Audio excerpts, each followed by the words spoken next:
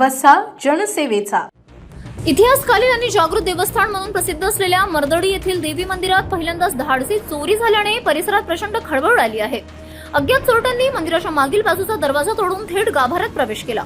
त्यानंतर गाभाऱ्याची कुलूप तोडून देवीच्या अंगावरील मौल्यवान सोन्याची 4 मंगळसूत्र, देवीच्या डोक्यावरील चांदीचा टोप तसेच चांदीची पादत्राणे असा लाखो रुपयांचा ऐवज लंपास केल्याची प्राथमिक माहिती समोर आली आहे।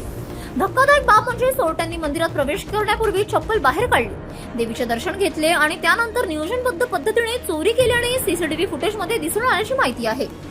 श्रद्धेचा आव आणून देवीच्या दरबारातच हात साफ करणाऱ्या या चोरट्यांविरोधात भाविकांमध्ये तीव्र संताप व्यक्त होत आहे। घटनेची माहिती मिळताच ठाणेदार अजिनाथ मोरे यांनी घटनास्थळी धाव घेऊन तपासाची सूत्रे हाती घेतली। सीसीटीव्ही फुटेज, चोरट्यांचा येण्या जाण्याचा मार्ग आणि इतर तांत्रिक पुराव्यांच्या आधारे पोलिसांनी विविध दिशेने पथके रवाना केली आहेत। चोरट्यांना पकडण्यासाठी मोठी रणनीती आखण्यात आल्याचे समजते। पोलीस अधीक्षक निलेश तांबे यांच्या मार्गदर्शनाखाली ठाणेदार अजिनाथ मोरे आणि त्यांचे पथक चोरट्यांचा कसून शोध घेत असून लवकरच या टोळीच्या मुसक्या आवळल्या जातील असा विश्वास व्यक्त केला जात आहे। जागृत देवस्थानातील या चोरीचा तातडीने छडा लावून आरोपींना कठोर शिक्षा द्यावी अशी मागणी भाविकांकडून होत आहे।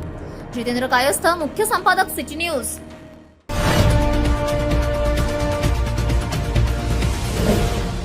सिटी न्यूज वसा जनसेवेचा।